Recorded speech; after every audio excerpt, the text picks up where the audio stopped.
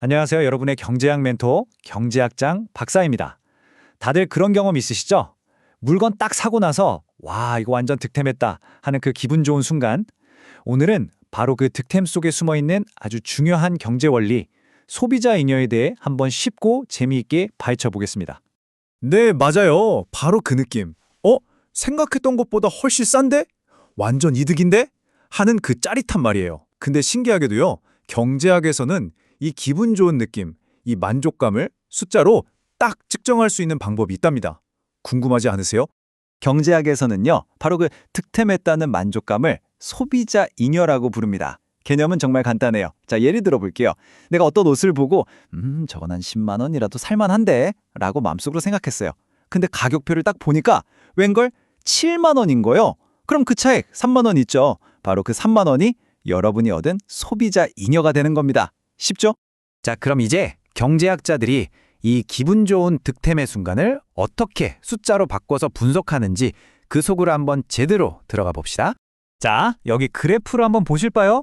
이게 바로 소비자의 마음을 들여다볼 수 있는 수요 곡선이라는 건데요. 여기서 진짜 중요한 건 이 곡선의 높이예요.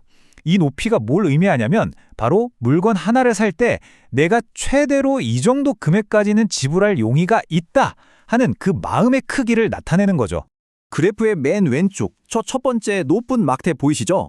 저게 뭐냐면 사막에서 막 걸어 나와서 너무너무 목이 마를 때 마시는 첫 번째 콜라 한 병이라고 생각해 보세요. 그때는 정말 얼마를 내서라도 마시고 싶잖아요. 그쵸? 바로 그 간절함, 그 가치가 저 피온의 높이가 되는 겁니다. 오, 아주 좋은 질문이에요. 바로 그거예요. 오늘 우리가 배울 내용의 완전 핵심을 짚었네요. 내가 최대로 내려고 했던 그 금액이랑 실제로 가게에서 지불한 가격, 그 사이에 차이가 생기잖아요. 그게 바로 여러분이 얻는 이득, 즉 잉여가 되는 겁니다. 다시 그래프를 보면 저 첫 번째 막대의 높이, P1과 실제 시장 가격인 P의 차이 있죠? 바로 저 회색으로 칠해진 네모난 부분, 저 면적이 바로 그 첫 번째 콜라 한 병에서 얻는 소비자 잉여인 거예요. 어때요? 그림으로 보니까 확 와닿죠? 자, 좋아요. 그럼 이제 물건을 하나만 사는 게 아니라 여러 개 샀을 때, 그리고 나아가서 시장 전체로 봤을 때는 이 잉여가 어떻게 계산되는지 한번 알아보겠습니다. 자, 다시 그래프를 보세요. 첫 번째 콜라에서 잉여가 생겼죠? 두 번째 콜라는 첫 번째만큼은 아니지만 그래도 여전히 내가 내려던 돈보다는 싸니까 또 잉여가 생겨요. 세 번째도 그렇고 이런 식으로 내가 산 모든 상품에서 얻는 이 작은 잉여들, 이 회색 사각형들을 전부 다 더하면 그게 바로 제가 얻는 총 소비자 잉여가 되는 겁니다. 와, 정말 예리한 질문입니다. 맞아요. 현실 시장에 얼마나 많은 물건들이 거래되겠어요. 저 막대기를 수백만 개, 수천만 개씩 다 더할 수는 없잖아요. 그쵸? 그래서 경제학자들이 아주 스마트한 방법을 썼습니다. 이 모델을 현실에 맞게 바꾸는 거죠. 어떻게 하냐면요. 실제 시장처럼 거래되는 양이 어마어마하게 많아지면 저 계단 모양의 막대기들이 거의 점처럼 작아져서 결국 이 오른쪽 그래프처럼 매끈한 곡선이 됩니다. 그렇게 되면 시장 전체 소비자 잉여는 어떻게 될까요? 바로 저 삼각형 PA라고 표시된 부분의 면적이 되는 거예요. 훨씬 간단해졌죠? 이걸 수식으로 보면 더 명확해져요. 내가 최대한 지불할 용의가 있는 총 금액, 그러니까 저 큰 사다리꼴 OAEX의 면적 전체에서 내가 실제로 지불한 금액, 즉 사각형 OPPX의 면적을 쏙 빼주는 겁니다. 그럼 뭐가 남죠? 네, 정확하게 삼각형 PAA의 면적만 남게 되죠. 겉보기엔 복잡해도 원리는 정말 단순한 뺄셈이에요. 자, 근데 여기서 정말 중요한 포인트가 있어요. 이 소비자 잉여라는 게 그냥 내가 이득 봤다 하는 개인적인 기분에서 끝나는 게 아니라는 겁니다. 이게 사회 전체의 만족도, 즉 사회적 후생을 측정하는 아주 중요한 도구가 되거든요. 생각해 보세요. 소비자가 싸게 사서 이득을 보면 누군가는 팔았겠죠? 바로 생산자입니다. 생산자도 이득을 봐요. 나는 최소한 이 가격은 받아야 해 라고 생각했는데 시장 가격이 그것보다 높게 형성되면 생각보다 비싸게 팔았네 하면서 이득을 보겠죠. 이걸 바로 생산자 잉여라고 합니다.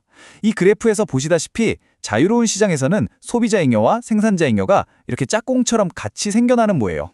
그리고 이 소비자 잉여와 생산자 잉여, 이 두 개를 합친 걸 바로 총사회적 잉여라고 부릅니다. 말 그대로 시장 거래를 통해 우리 사회 전체가 얻는 이득의 총합인 거죠. 경제학에서 왜 자꾸 자유시장을 강조하냐면요. 바로 이 사회 전체의 이득, 즉 총사회적 잉여를 가장 크게 만들어주는 아주 효율적인 시스템이기 때문입니다. 자, 그럼 이렇게 효율적으로 돌아가는 시장에 만약 정부가 끼어들면 어떻게 될까요? 예를 들어서 세금을 부과한다면 말이죠. 과연 어떤 변화가 생길지 한번 살펴보겠습니다. 정말 중요한 질문을 해줬어요. 우리 생활과 아주 밀접한 얘기죠. 세금이 붙으면 당연히 물건값이 오르니까 우리 소비자한테는 안 좋을 것 같긴 한데 과연 경제학적으로는 이 상황을 어떻게 분석하는지 한번 같이 보죠. 자, 여기 두 개의 그래프를 한번 비교해 보세요. 왼쪽이 세금 매기기 전, 오른쪽이 세금 매긴 수입니다. 세금이 붙으니까 소비자가 내는 돈은 늘어나고 생산자가 실제로 손에 쥐는 돈은 줄어들죠. 그랬더니 어떻게 됐나요? 한눈에 봐도 위에 있던 소비자 잉여 삼각형이랑 아래에 있던 생산자 잉여 삼각형이 둘 다 확 쪼그라든 게 보이실 거예요. 하지만 줄어든 잉여가 전부 다 허공으로 날아간 건 아니에요. 여기 중간에 생긴 사각형, 알파 더하기 베타라고 표시된 부분 보이시죠?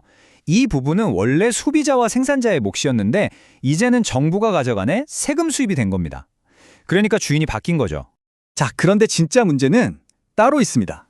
바로 저기 오른쪽에 남은 작은 삼각형, 감마 더하기 델타 부분이에요. 이 부분은요, 소비자한테도 안 가고 생산자한테도 안 가요. 심지어 정부의 세금 수입도 아니에요. 말 그대로 그냥 허공으로 징발해버리는 사회 전체의 손실인 거죠.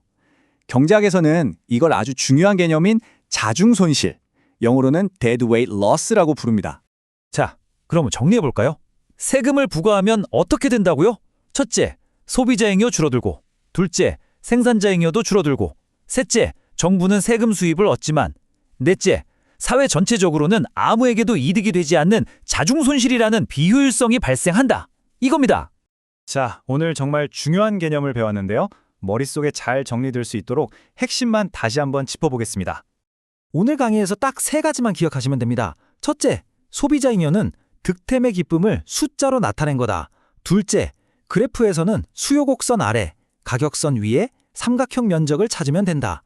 그리고 마지막으로 제일 중요한 세 번째, 이 잉여 분석을 이용하면 세금 같은 정부 정책이 우리 사회에 좋은 건지 나쁜 건지 그 효과를 객관적으로 따져볼 수 있다는 것 아시겠죠?